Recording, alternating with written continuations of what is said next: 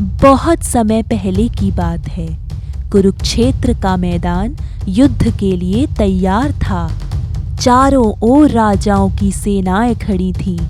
नगाड़े बज रहे थे, शंखनाद हो रहा था। ऐसा लग रहा था मानो धरती कांप रही हो। इस महान युद्ध में एक ओर थे पांडव और दूसरी ओर थे कौरव। पांडवों की ओर से सबसे बड़े योद्धा थे अर्जुन, जो धनुर्विद्या में अद्भुत थे। अर्जुन के रथ के सारथी स्वयं भगवान श्री कृष्ण थे। युद्ध शुरू होने से पहले अर्जुन ने श्री कृष्ण से कहा, हे कृष्ण, मेरा रथ दोनों सेनाओं के बीच ले चलिए। मैं देखना चाहता हूँ कि युद्ध में कौन कौन खड़ा है। जब रथ बीच मैदान में पहुंचा, तब अर्जुन ने जो देखा उससे उनका हृदय कांप उठा।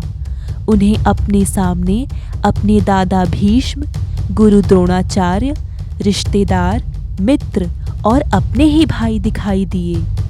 अर्जुन की आंखों में आंसू आ गए। उनके हाथ कांपने लगे। धनुष गांडीव उनके हाथ से गिर पड़ा। वे दुखी होकर बोले, हे कृष्ण, मैं अपने ही लोगों से कैसे युद्ध करूं? इनके बिना मुझे राज्य भी नहीं चाहिए। इनके रक्त से सना हुआ विजय मुझे स्वीकार नहीं। अर्जुन के मन में डर, दुख और भ्रम भर गया। वे बोले, मैं युद्ध नहीं करूंगा। यह सुनकर श्री कृष्ण शांत और गंभीर हो गए।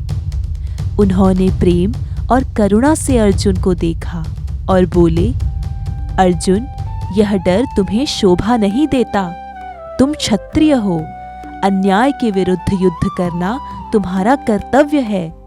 कृष्ण ने आगे समझाया, तुम शरीर को मारने की बात सोच रहे हो, लेकिन आत्मा न कभी जन्म लेती है न मरती है। आत्मा अमर है। अर्जुन ध्यान से सुनने लगे। कृष्ण बोले, यदि तुम कर्तव्य से डरकर पीछे हट जाओगे तो अधर्म जीत जाएगा। सही कार्य करना ही सच्चा धर्म है, चाहे वह कठिन ही क्यों ना हो। उन्होंने अर्जुन को सिखाया कि बिना फल की चिंता किए कर्म करो। अहंकार और डर को छोड़ दो। सत्य और न्याय का साथ दो। कृष्ण के ये उपदेश ही आगे चलकर भगवत गीता कहलाए। धीरे धीरे अर्जुन का डर दूर होने लगा। उनकी आंखों में फिर से आत्मविश्वास चमकने लगा। अर्जुन ने कहा, हे कृष्ण, मेरा भ्रम दूर हो गया है। अब मैं अपना कर्तव्य निभाऊंगा। उन्होंने फिर से अपना धनुष उठाया, शंख बजाया और युद्ध के लिए तैयार हो गए। इस प्रकार अर्जुन ने साहस के साथ युद्ध किया और अंत में धर्म की विजय हुई।